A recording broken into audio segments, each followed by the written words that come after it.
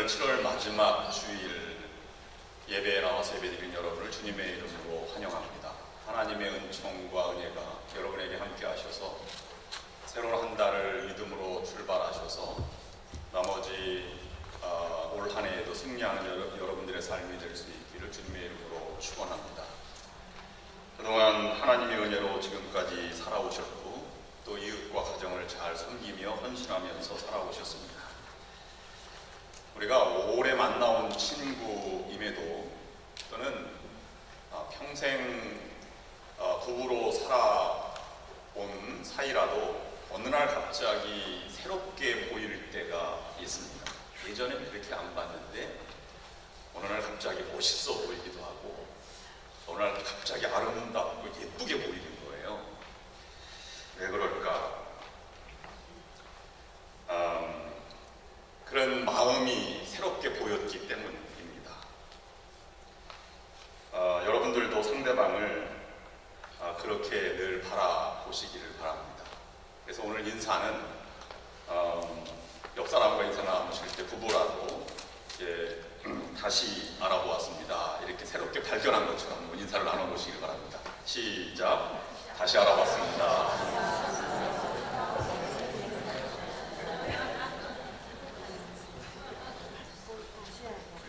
정말 그러십니까? 어제 새벽기도 끝나고 기도하는데 새벽기도 때 묵상한 내용이 예수님이 그렇게 기도하지 말라, 이 두 가지를 묵상을 했습니다. 첫 번째로는 바리새인처럼 내용이 빠진 형식에 치우친 기도를 드리지 말아라. 또 이방인들처럼 중언부언해서 뜻도 모를 기도를 하지 말아라.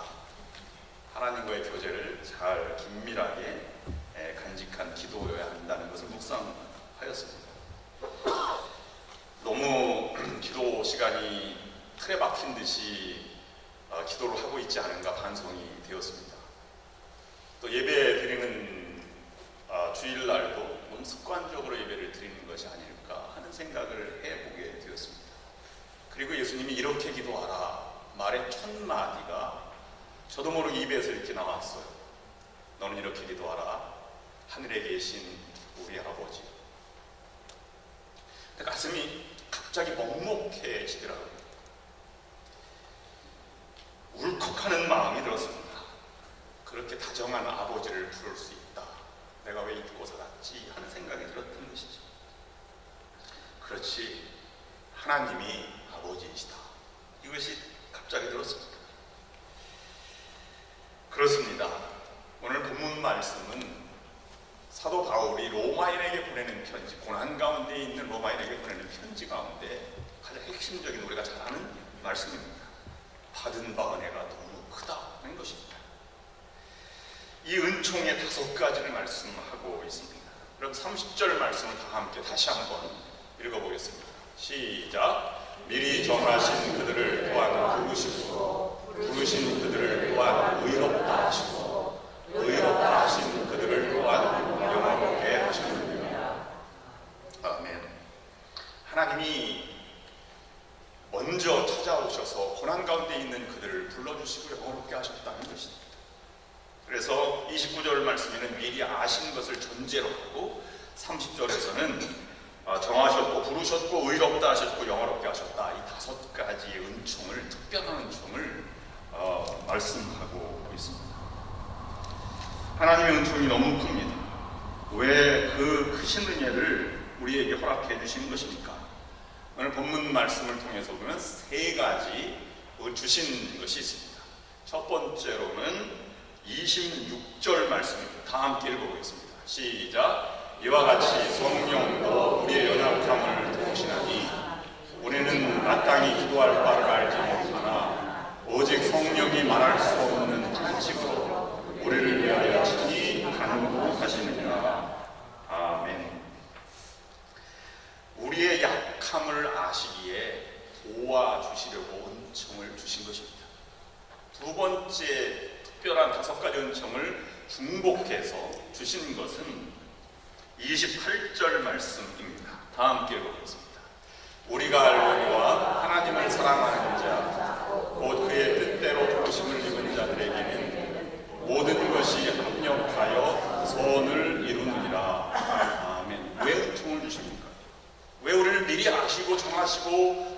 하시고 또 영화롭게 하십니까? 선을 행하라고 은혜를 주신 것입니다. 그래서 그대로 누리며 앉아서 살아갈 수가 없습니다. 무엇인가 주님이 주신 은혜에 보답하고 또 주님을 위해 살고 싶고 이웃을 위해서 봉사하고 또 교회를 위해서 헌신하고 싶은 생각이 듭니다. 그 은혜를 알면 누구도 그리스도의 사랑에서 끊을 수 없습니다. 왜 은혜를 주십니까? 끊어지지 않게 하기 위해서 주시는 것입니다. 35절, 38절, 39절 말씀을 여러분의 고백처럼 한번 고백해 보시기 바랍니다. 시작! 누가 우리를 그리스도의 사랑에서 끊으리? 환난이나 권고나 박해나 기근이나 적신이나 위험이나 칼이래. 내가 확신하노니 사망이나 생명이나 천사들이나 권세자들이나 현재일이나 장래일이나 능력이나 높음이나 기쁨이나 다른 어떤 피조물이라도 우리를 우리 주 그리스도 예수 안에 있는 하나님의 사랑에서 끊을 수 없습니다. 아멘.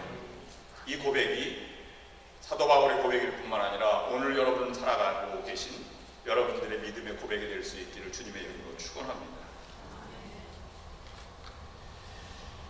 천사 가브리엘이 마리아에게, 처녀 마리아에게 나타나서 수태고지를 하죠.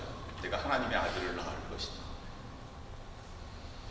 처녀가 임신을 하게 될 것을 생각해보면 정혼한 요셉에게도 파혼당할 것이 분명하고 또 많은 사람들에게 눈총을 받으며 살아갈 것이 너무나 무서웠습니다.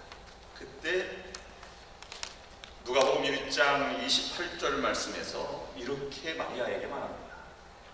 은혜를 받은 자여 평안할지어다. 주께서 너와 함께 하시도다. 마리아는 그 음성을 듣고 마음에 받고 나아갔습니다. 마음이 든든하였고 말씀대로 평안히 살아갔습니다. 주님께서 함께 하심을 믿었기 때문입니다. 그리고 이해가 되지 않는 상황을 만나더라도 그 말씀대로 일평생 주님을 섬기며 살아간 사람이 마리아입니다.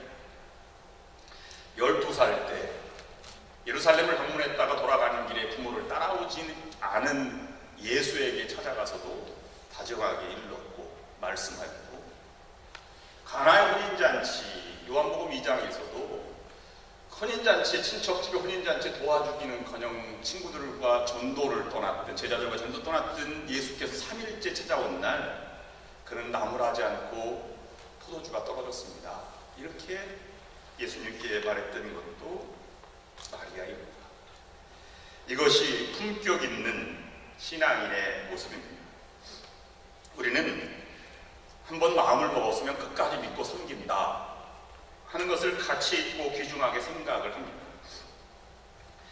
섬기다가 포기하고 중지하는 것보다 신의를 지키고 끝까지 섬기는 것이 아름다운 모습이면 분명합니다. 그러나 섬기고 또는 생명을 바쳐 헌신한다는 것도 생각해 보아야 할 문제입니다. 섬기고 헌신하는 것이 자신이 정한 기준에 의해서 섬길 수도 있고 헌신할 수도 있기 때문입니다. 내가 얼마나 너를 위해서 헌신하고 희생했는 줄 알아? 이렇게 말하고 싶을 때가 있습니다. 조금 바꾸어서 신앙인들에게 말씀드린다면 제가 얼마나 주님을 위해서 생명 바치게 됐는지 주님은 아시지 않습니까? 그렇게 말하고 싶을 때도 있습니다. 그렇게 생각이 든다고 그렇게 말했다고 해서 헌신이 아닌 것은 아닙니다. 섬기지 않은 것도 아닙니다. 그러나 균형 잡힌 헌신이라고 말하기에는 조금 부족한 느낌이 듭니다. 짜임새 있는 섬김과 헌신이 더 중요한 것입니다. 짜임새 있다는 것은 일관된 섬김과 다른 것입니다. 그것은 섬김과 헌신이 믿음의 품격을 더할 때 우리는 짜임새가 있다, 그렇게 품격이 있다고 말씀할 수 있는 것입니다. 여러분, 품격 있는 믿음의 사람이 되시기를 바랍니다.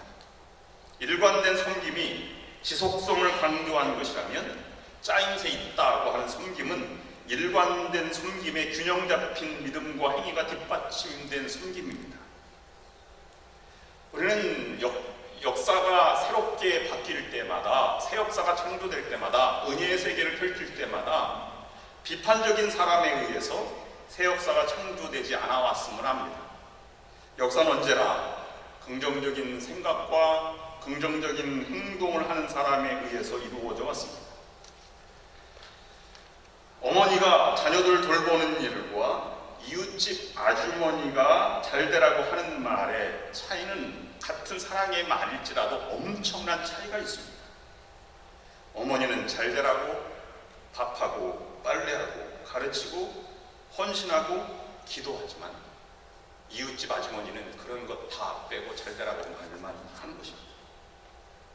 우리의 신앙이 짜임새가 있다는 것은 섬기고 헌신하지만 예배와 기도와 헌신과 섬김 생활이 일관되어 있다는 것을 가르쳐 말하는 것입니다. 우리 신앙인들 중에는 이중잣대로 살아가는 사람들이 많이 있습니다. 기도하지 않으면서 기도하는 교회가 부흥한다고 말을 하기도 합니다. 전도하지 않으며 누구 때문에 전도가 안 된다고 말을 하기도 합니다. 모두가 다 이웃집 아주머니로 살아가는 사람들입니다. 어머니는 몸소 아픔을 대신하고 신음하며 일을 감당하는 분입니다. 더 중한 이중잣대는 한 발 더 나아가는 것입니다. 심판의 메시지를 전달하는 것이죠.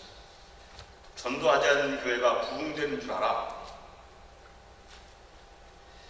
이중내정론이라고 하는 것이 있습니다. 본래는 칼빈이 말하는 것이 아닙니다. 칼빈이 말하는 것은 오직 한 가지입니다. 예정론입니다. 하나님이 구원받을 자를 미리 예정하였다 하는 것입니다. 나중에 후에 논쟁이 되어서 이것이 이중예정론이 옳으냐 그르냐를 좌뇌술 목사님과 논쟁을 하게 되지만, 이중예정론은 이것입니다.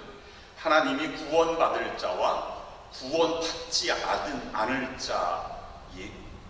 자도 예정하셨다고 덧붙이는 것입니다.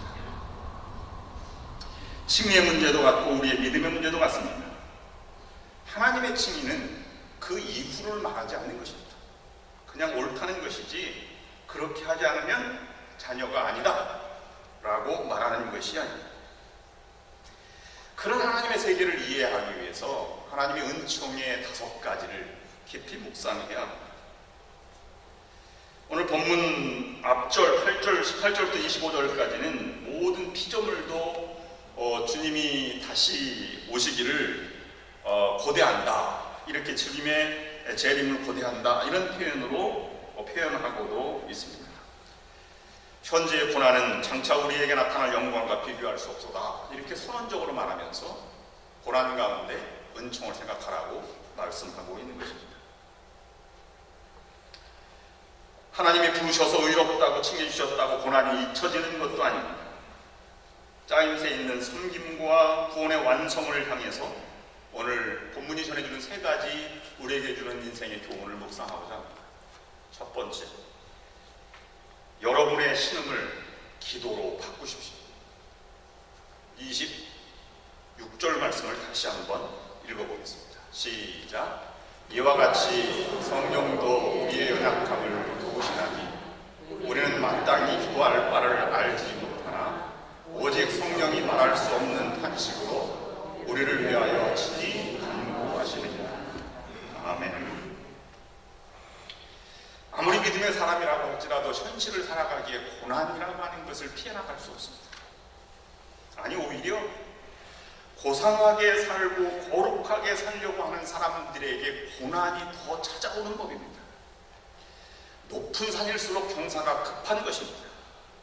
높고 험한 산, 그곳에 오르려고 하면 할수록 전문가라도 숨이 가빠지며 죽음을 눈앞에 두는 순간을 맞이하며 산을 정복해 나가는 것입니다.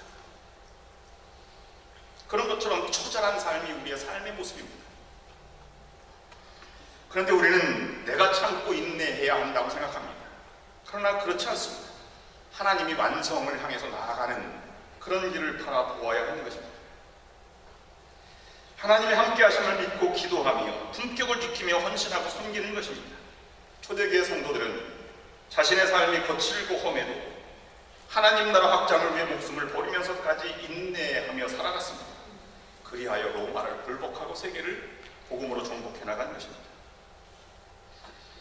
여러분의 신음, 여러분의 고난, 여러분의 탄식, 이 모든 것을 기도로 바꾸어야 합니다.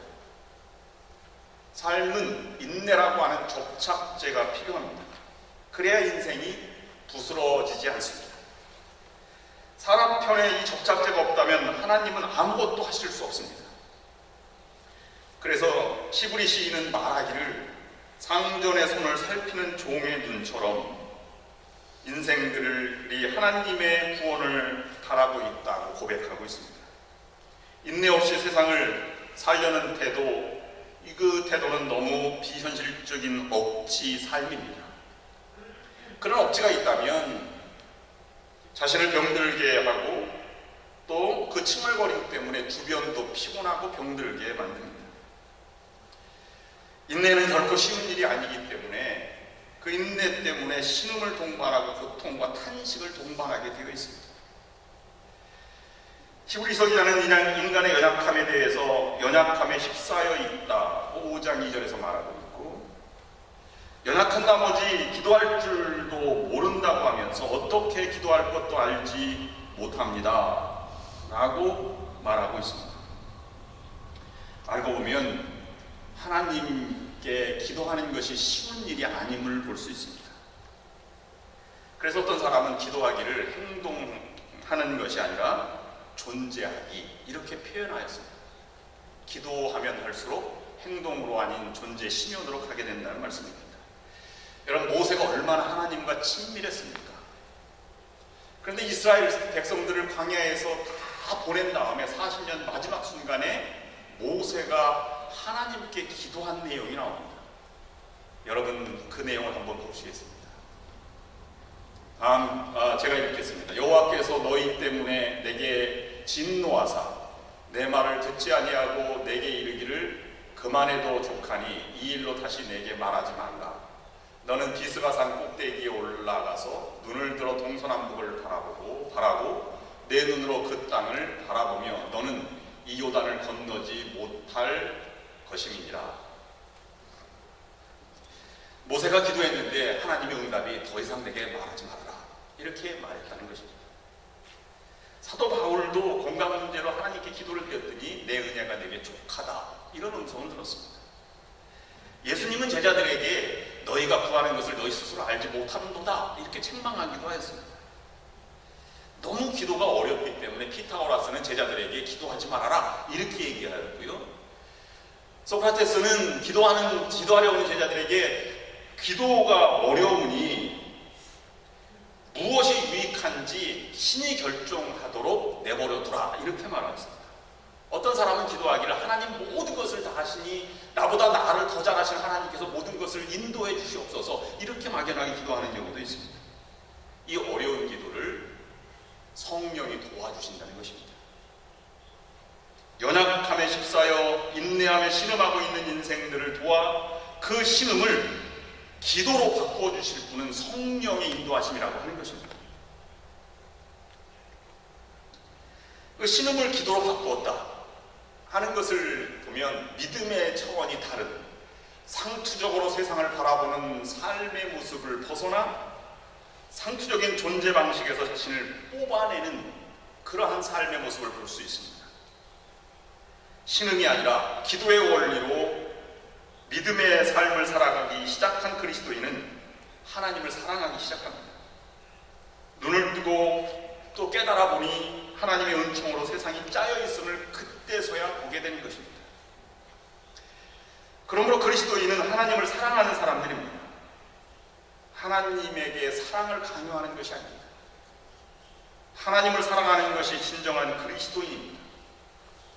하나님의 사랑을 강요하고 이웃에게도 교인에게도 하나님의 사랑을 강요하는 종교는 거꾸로 되어가는 종교입니다. 이 거꾸로 된 종교가 신앙을 무너뜨리고 어지러뜨리고 또 거꾸로 세상을 만들게 되는 것입니다.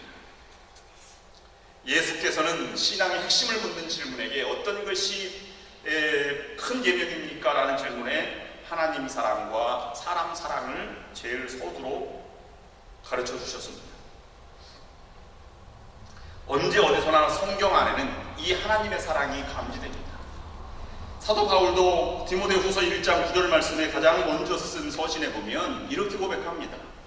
하나님께서 거룩한 부르심으로 여러분을 불러주셨습니다. 3인칭으로 부르고 있습니다. 그 다음에 요한복음에서는 이렇게 말합니다. 2인칭으로 불러 말합니다. 너희가 나를 택한 것이 아니라 내가 너희를 택하여 세운 것이다. 요한복음 15장 16절 말씀입니다. 마지막 이 사도 바울의 신앙의 핵심이라고 하는 빌립보서에서 보면 3장 12절 말씀에 이렇게 고백합니다. 예수께서 나를 사로잡으셨으므로 나는 그것을 붙들려고 쫓아가고 있습니다. 1인칭으로 묘사하고 있는 것입니다. 두 번째, 삶 자체가 하나님의 은총입니다. 신음도 고난도 기도도 하나님의 은총입니다. 28절 말씀을 다 함께 읽어보시겠습니다. 시작. 우리가 알거니와 하나님을 사랑하는 자 곧 그의 뜻대로 부르심을 입은 자들에게는 모든 것이 협력하여 소원을 이루리라. 아멘. 여러분이 어느 상황과 어떤 어려움이 있더라도 어떤 슬픔과 탄식이 있더라도 하나님의 은총 가운데 있음을 결코 놓치지 마시기를 바랍니다. 우리가 살고 있는 이 샌프란시스코 대표적인 관광지이지요. 꼭 들러보는 것이 금문교입니다. 근데 금문교는 노스 아메리카에서 자살 사이트 1위입니다. 1937년에 건축이 완공되었는데, 다리가 완공되었는데 지금까지 죽은 인원이 공식 통계로는 1,300명, 비공식 통계로는 2,000명이 넘을 것이다 라고 추측을 합니다. 1년에 평균 30명이 거기서 딱 바다에 떨어져 목숨을 버립니다. 왜 그것을 선택할까요? 아름답기 때문입니다. 조금 더 바꿔 생각해보면 우리에게 왜 하나님은 고통과 신음과 탄식을 허락해 주신 것일까요? 우리의 삶이 너무 아름답고 고귀하기 때문입니다. 우리는 그런 존재입니다. 하나님이 우리에게 너무 아껴 아파하는 하나님처럼 우리에게 아픔이 있으면 함께 아파하고 함께하는 분이십니다. 그렇게 아름다운 삶을 살아갔던 다윗에게도 죽을 고비에 몇 번을 고비를 넘기게 된 것도 그와 같은 관점입니다.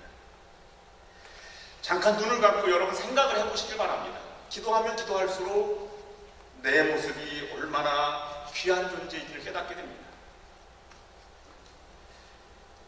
에이 목사님, 저 사람은 더 신앙이 좀 자라야 합니다. 좀 부족합니다. 안 됩니다. 저런 거 가지고 안 됩니다. 라고 말하는 사람을 위해서 눈 감고 기도해 보십시오.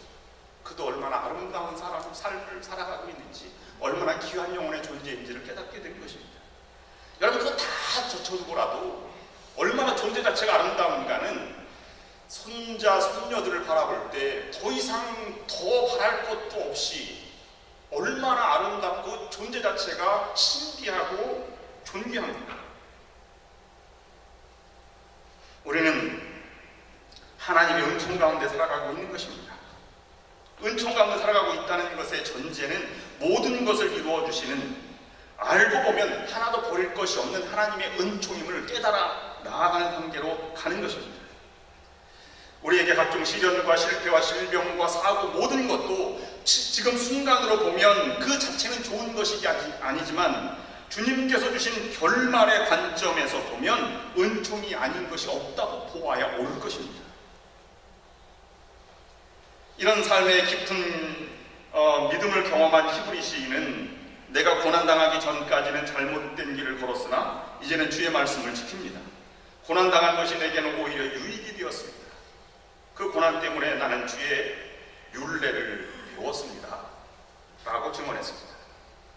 합력해서 선을 이루어 가시는 분명한 하나님의 인도하심을 고백하고 있는 것입니다. 어떻게 보면 지금까지 나는 이것만 없으면 버릴 것이라고 생각했는데 조금 더 생각해 보면 내 생각이 잘못되어서 그랬음을 인정하게 된다는 것입니다. 자신이 버릴 것이라고 생각했던 그것이 오히려 자신의 믿음의 병이었음을 뒤늦게 깨닫고 감사의 의미를 터득하게 되는 것입니다. 평생토록 고난 속에서도 은총을 경험한 요셉은 마지막 순간에 자기 형들에게 이렇게 말합니다. 형님들은 나를 해치려고 했지만 하나님은 그것을 선하게 바꾸어 주셨습니다. 그의 삶 자체는 하나님의 은총이었습니다. 참으로 품격 높은 짜임새 있는 믿음의 모습입니다. 사도 바울은 오늘 하나님의 은혜가 나를 만드셨다라고 전체적으로 말씀하지만 오늘 본문 말씀에서도 미리 아셨고 정하셨고 부르셨고 의롭다 하셨고 영원롭게 하셨다, 모두 다 과거형을 썼다는 것을 기억해야 합니다. 이미 과거에 이루어진 이름을 확정하고 있는 것입니다. 이 확정은 바뀌지 않습니다. 로마서 11장 29절 말씀에 바울은 분명하게 선언을 하고 있는데요, 하나님의 은사와 부르심에는 후회하심이 없느니라. 부르심은 절대 철회되지 않는다는 말씀입니다. 아셨고 정하셨고 부르셨고 의롭다 하셨고 영화롭게 하셨다고 하는 이 은총의 5가지 모든 마지막 영화롭게 하셨다도 이미 하나님께서는 과거형으로 쓰고 있는 것입니다. 이런 의미의 의미를 바르게 깨달아 알아야 합니다. 장한나가 유명하게 첼리스트로 잘 나갈 때 미국에서 많이 이제 부모님이 따라다녔는데요. 그 아버지는 장용훈 권사님이시고 어머니는 서혜연 집사님이십니다. 인터뷰에서 이렇게 말하는 것이 있습니다. 저희는 아무것도 한 일이 없습니다. 하나님이 은혜를 주셔서 모든 일이 잘 되어가고 있습니다. 한나와 어미 모두 잘 있습니다. 경건한 사람들의 모습입니다. 그가 이미 이국 땅에서 얼마나 많은 노력을 했습니까? 처절한 눈물겨울 정도의 노력을 하고 살았습니다. 그런데 최선 이상을 쏟아붓는 생활을 하는 것을 잘 알고 있는데도 나는 아무것도 한 일이 없습니다 라고 말하는 것은 예사로운 신앙의 태도가 아닙니다. 신실한 사람은 하나님께 가까이 가면 갈수록 무익한 종의 모습이 되는 것입니다. 사람 관계에서도 마찬가지입니다. 진실한 사람, 노릇을 하는 사람은 항상 자신이 할 일을 못다한 사람이라고 생각합니다. 못된 자식일수록 자신이 자식 대접을 못 받는다 생각하며 자신은 부모에게 잘한다고 생각하며 살아가게 됩니다. 반면에 효자는 자신은 언제나 불효자라고 생각합니다. 그럴 수밖에 없는 것이 부모에게 해드리고 싶은 일에 비해서 해드린 일이 너무나 작고 보잘것없는 것이기 때문입니다. 최선의 삶을 살아가는 이들이 하나님 앞에 자기를 보는 관점은 무익한 종으로 파악하는 것입니다. 심정적인 것은 물론이요, 물질적인 것도 그렇기 때문입니다. 신실한 사람에게는 하나님의 은혜가 아닌 것이 하나도 없는 것입니다. 이런 심정으로 하나님의 일을 말하다 보면 미리가 덧붙여져 말하는 것이죠. 여러분, 우리는 다 그때 그 순간에 하나님의 은혜를 경험할 사람들이 많지 않습니다. 우리는 늦깎이 신앙인들이지. 둔감합니다.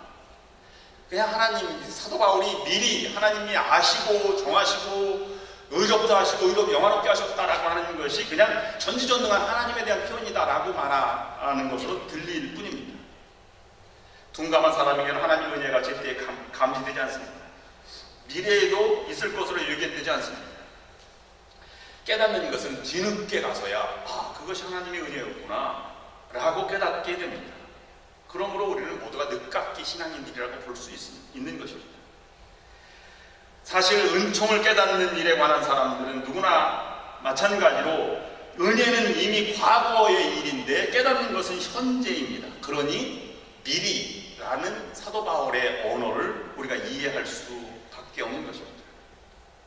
고난의 현장인 지금이 오히려 은혜의 순간임을 강조하고 있는 것입니다. 왜 우리를 그렇게 은혜를 주실까요? 선을 행하라고 하실까요? 왜 우리를 그렇게 그리스도 생활에 끊어지지 않을 만큼의 그런 품격 있는 삶을 살아가라고 말씀하실까요? 하나님의 아들의 형상 같은 모습으로 살아가기를 원하시기 때문입니다. 내가 너희를 세상에서 가려 뽑았다 라고 요한복음 15장 19절 말씀에는 그렇게 말씀하고 있는 것입니다. 그러므로 하나님의 이 선으로 이끌어 가시는 하나님의 은혜를 받은 우리들은 신음하고 탄식하는 아픈 역사를 고쳐가야 할 사람들입니다. 여리고 골짜기의 사건 현장에서 사마리아인으로 가야 할 사람들입니다. 지나가는 제사장의 종교의 시대는 이미 끝났습니다. 그것으로 어떤 것도 이룰 수 없기 때문입니다. 마지막 세 번째 오늘 본문이 주는 교훈의 말씀은 여러분의 삶에 그리스도의 능력이 머물게 하십시오. 로마서 8장 39절 후반절 말씀만 함께 읽겠습니다. 시작. 우리를 우리 주 그리스도 예수 안에 있는 하나님의 사랑에서 끊을 수 없으리라. 아멘. 신음과 고난을 면제받는 것이 믿음의 길은 아닙니다. 오히려 신음과 고난과 역경을 견디고 이길 힘을 얻고 나아가는 것이 믿음의 길이라고 볼 수 있습니다.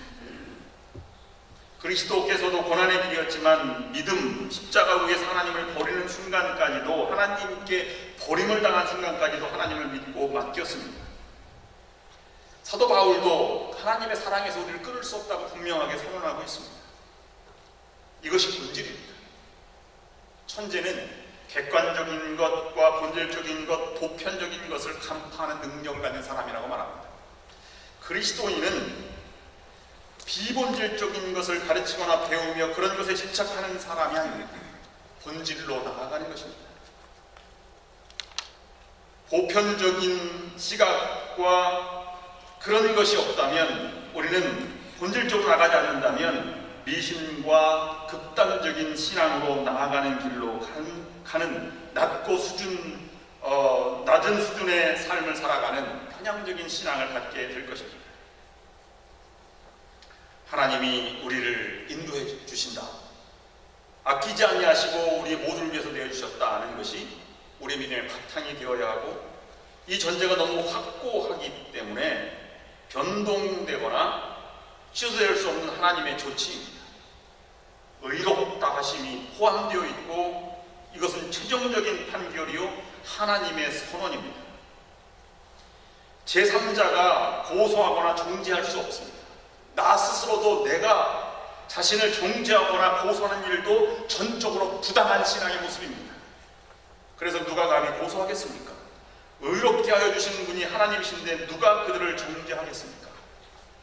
여러분 스스로 그렇게 확증된 신앙을 갖고 살아가는 여러분들이 될 수 있기를 바랍니다.